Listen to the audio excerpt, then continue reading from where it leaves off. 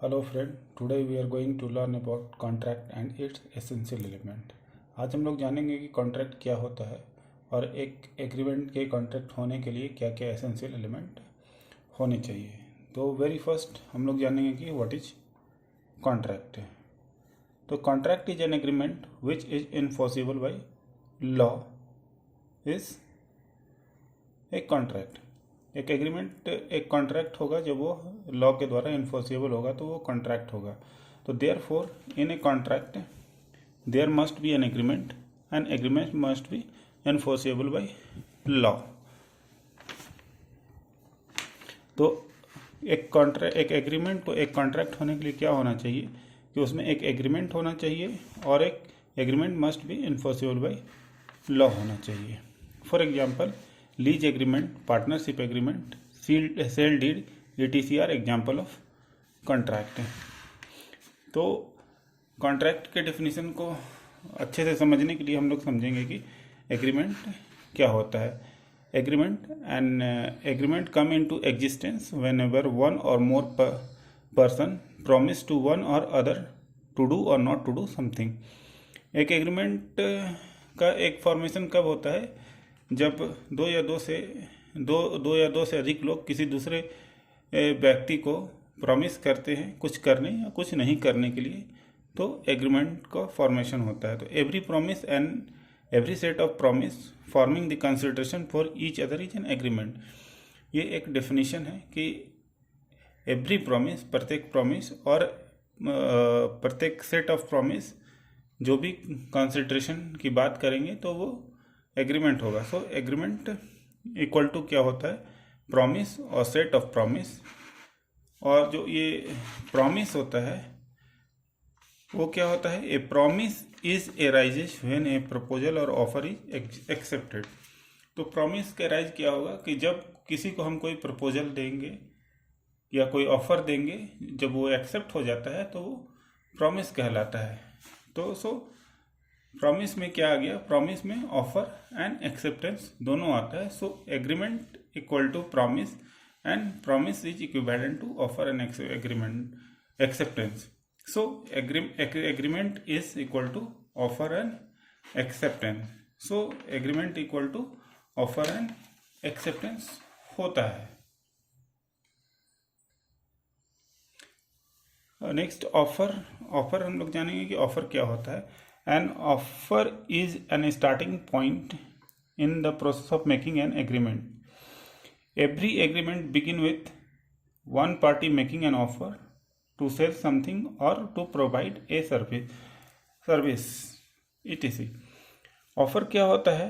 Offer किसी भी agreement के बनने के प्रोसेस का स्टार्टिंग पॉइंट होता है। जितने भी एग्रीमेंट होते हैं उसकी शुरुआत तभी होती है जब कोई एक पार्टी ऑफर देता है कुछ बेचने के लिए या किसी भी तरह का सर्विस प्रोवाइड करने के लिए, तो वो ऑफर होता है। इसके बाद है एक्सेप्टेंस। एक्सेप्टेंस क्या होता है? An agreement emerges from the acceptance of the offer. तो जब ऑफर को एक्सेप्ट कर लिया जाता है तो एग्रीमेंट का फॉर्मेशन हो जाता है। एग्जाम्पल के तौर पे समझेंगे हम लोग कि Vijay offer to sell his car to Ramesh for ₹2 lakh. So when Ramesh accepted the offer it's become an agreement. तो जब विजय है वो अपने कार को रमेश को सेल करने के लिए एक ऑफर देता है कि 2 लाख में वो अपना कार रमेश को बेचना चाहता है, और जब रमेश इस ऑफर को एक्सेप्ट कर लेता है तो एक एग्रीमेंट हो जाता है। ठीक है। और an agreement can not be necessarily be in written form but contract normally written and registered. एक एग्रीमेंट होता है वो यह बिल्कुल ही आवश्यक नहीं है कि रिटन फॉर्म में ही हो, लेकिन जो कॉन्ट्रैक्ट जितने भी एग्रीमेंट कॉन्ट्रैक्ट के फॉर्म में आ जाते हैं तो सामान्यतः वह रिटन और रजिस्टर्ड फॉर्म में होता है। इसके बाद नेक्स्ट हम लोग जानेंगे कि what are essential element of contract. एक एग्रीमेंट को लॉ के थ्रू इन्फोर्सेबल बनाने के लिए क्या क्या एसेंशियल एलिमेंट होने चाहिए, इसके विषय में हम लोग जानेंगे, जिसे कि हम लोग एसेंशियल एलिमेंट ऑफ कॉन्ट्रैक्ट भी कहते हैं। क्योंकि every agreement are not contract, but जितने भी कॉन्ट्रैक्ट में जितने भी एग्रीमेंट होते हैं वो इन्फोर्सेबल होते हैं लॉ के द्वारा, लेकिन सारे एग्रीमेंट लॉ के द्वारा इन्फोर्सेबल नहीं होते हैं। तो हम लोग सबसे पहले एसेंशियल एलिमेंट के विषय में जानेंगे कि क्या होता है। An agreement become enforceable by law when it fulfil certain condition, this condition are called the essential element of the contract. An agreement become enforceable by law when, जब ये कुछ निश्चित कंडीशनों को फुलफिल करता है, ठीक है, तो वो यही चीज़ है कि एसेंशियल एलिमेंट ऑफ कॉन्ट्रैक्ट कहलाता है। तो सबसे पहले एक एग्रीमेंट को एक कॉन्ट्रैक्ट होने के लिए क्या होना चाहिए कि उसमें ऑफर एंड एक्सेप्टेंस होना चाहिए।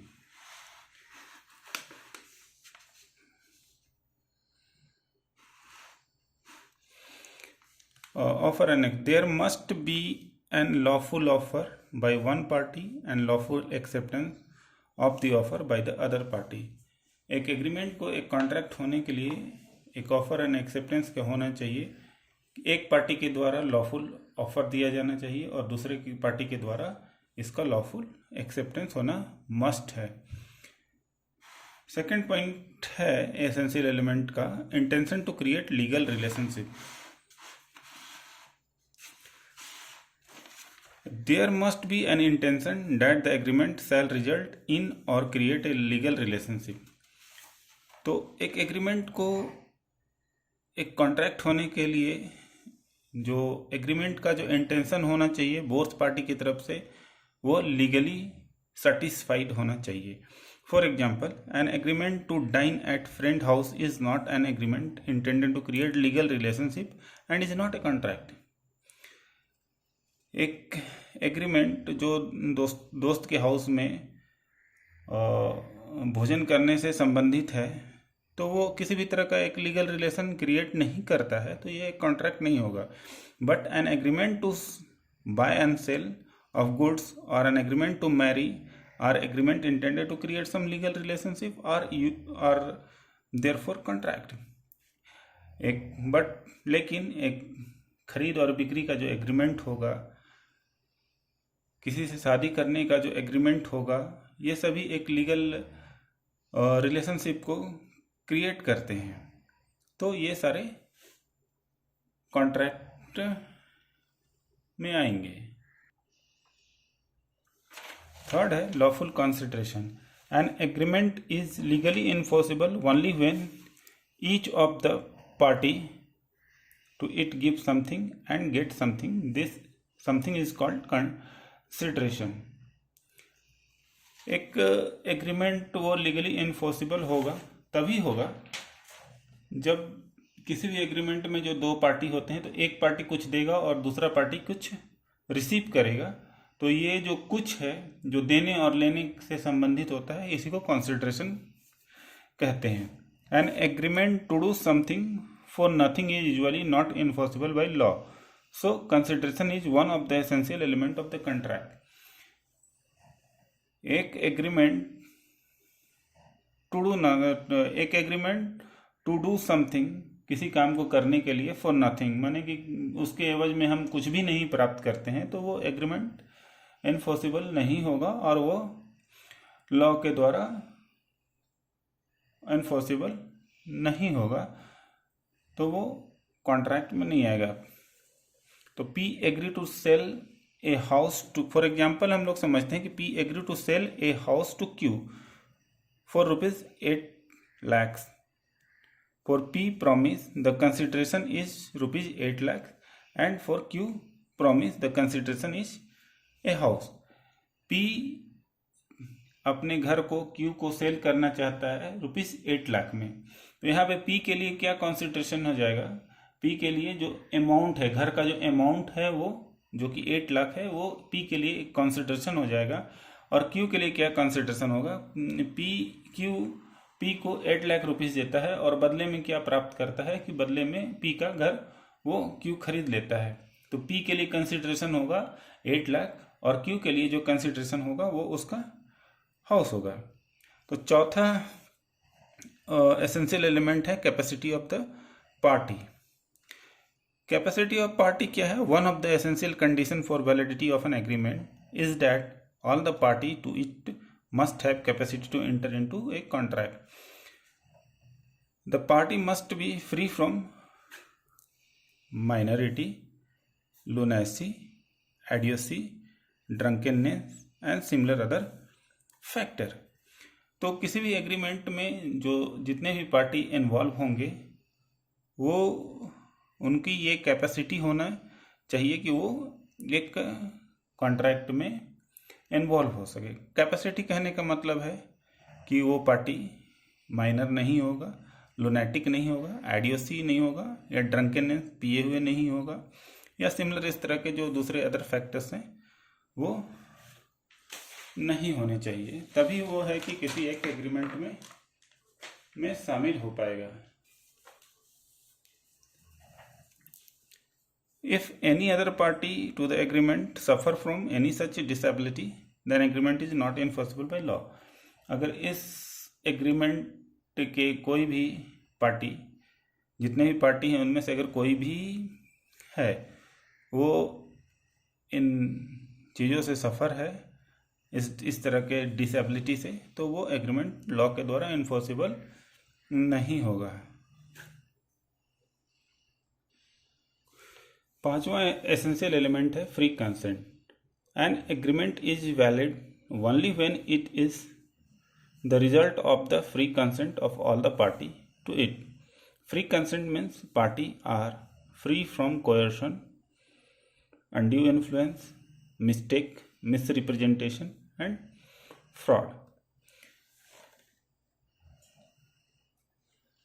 एग्रीमेंट वैलिड तभी होगा जब जो एग्रीमेंट के जो सारे पार्टी हैं वो फ्री फ्रॉम कंसेंट होंगे। कहने का मतलब है कि वो फ्री फ्रॉम कोयर्सन यानी कि वो छल मुक्त होंगे, अनड्यू इन्फ्लुएंस माने अवांछित प्रभाव से वो मुक्त होंगे, वो किसी भी प्रकार का गलती या मिस्टेक के थ्रू नहीं किया हुआ हो,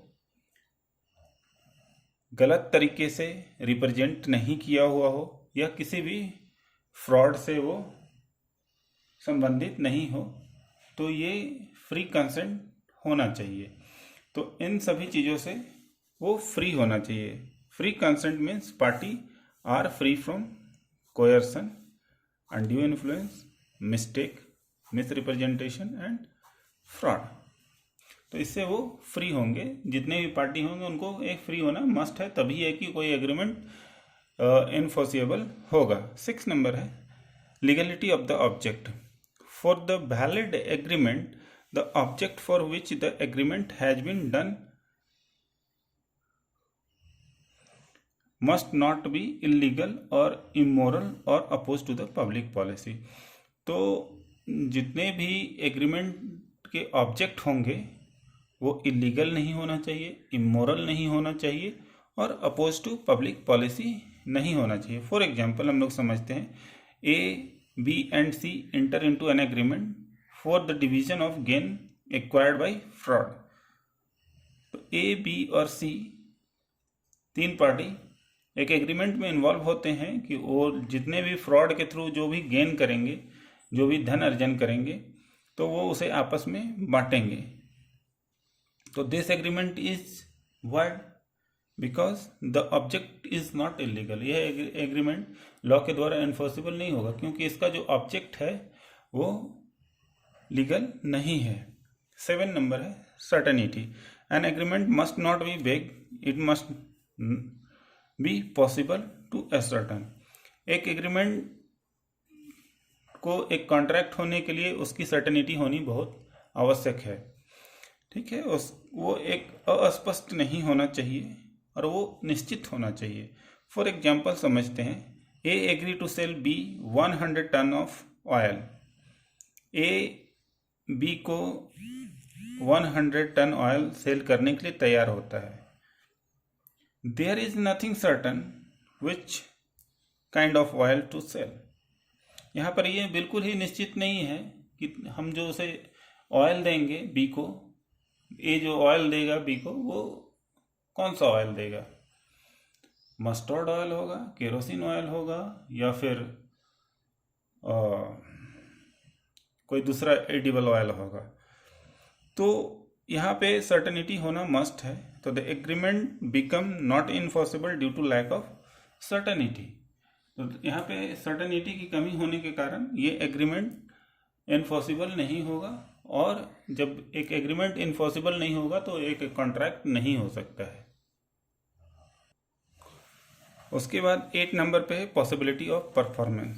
the agreement must be capable of being perform. A performance to do an impossible thing can not be enforce. एक एग्रीमेंट को एक कॉन्ट्रैक्ट होने के लिए उसे परफॉर्म होने के लिए पॉसिबल होना चाहिए। इम्पॉसिबल थिंग्स जितने भी होंगे वो एनफोर्स नहीं हो सकता है लॉ के through. For example, A agree with B to discover treasure by magic, this agreement is void. A B के साथ एक एग्रीमेंट करता है कि वो जादू के द्वारा खजाने को खोज ले, तो यह एग्रीमेंट एक बिल्कुल वाइड होगा। नेक्स्ट एसेंशियल एलिमेंट है जो कि 9 नंबर पर पड़ेगा, ये एक void agreement. Under Indian contract act there are 5 category of agreement which are expressively declared to be void. तो भारतीय contract act, Indian contract act 1872 के द्वारा जो 5 कैटेगरी में एग्रीमेंट को डाला गया है, जो कि डिक्लेयर किया गया है कि वो वाइड होगा। वो 5 कौन कौन से हैं?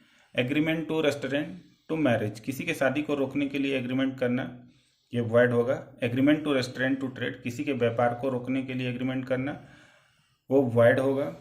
An agreement to restraint of proceeding, किसी की कानूनी कार्रवाई को रोकने के लिए एग्रीमेंट करना, वो वाइड होगा। Agreement having uncertain meaning, uncertain meaning का जितने भी एग्रीमेंट होगा वो वाइड होगा। और वेगरिंग एग्रीमेंट जितने भी होंगे वो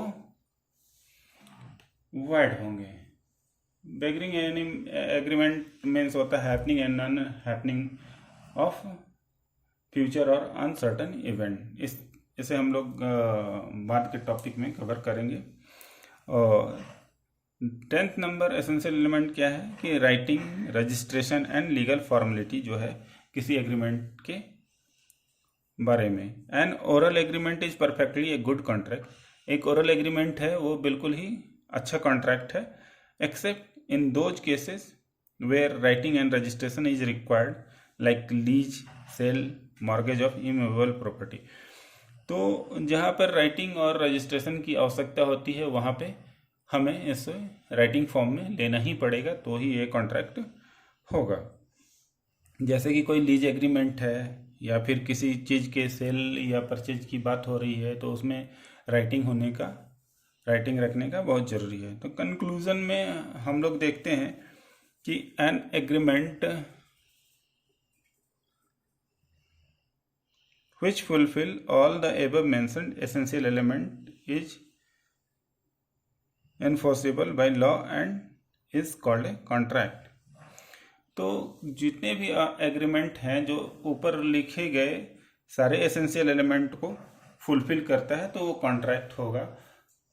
तो सारे एसेंशियल एलिमेंट दैट्स मीन कि एक एग्रीमेंट में ऑफर होना चाहिए, एक्सेप्टेंस होना चाहिए, intention to create legal relationship होना चाहिए, एक लॉफुल कंसिडरेशन होना चाहिए, कैपेसिटी ऑफ पार्टीज होना चाहिए, फ्री कंसेंट का होना मस्ट है, ऑब्जेक्ट का लीगलिटी होना मस्ट है,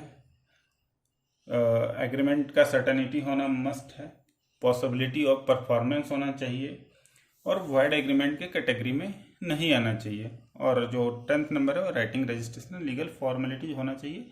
तो ये सारे एसेंशियल एलिमेंट होना मस्ट है।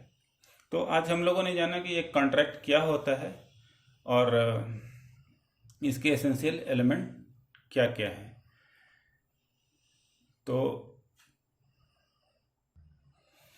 आज के लिए ही इतना। नेक्स्ट क्लास में हम लोग किसी नए टॉपिक के साथ फिर से कुछ नया सीखेंगे। और अगर ये जानकारी आप लोगों को अच्छी लगी तो चैनल को लाइक और सब्सक्राइब ज़रूर करें। Okay, thank you.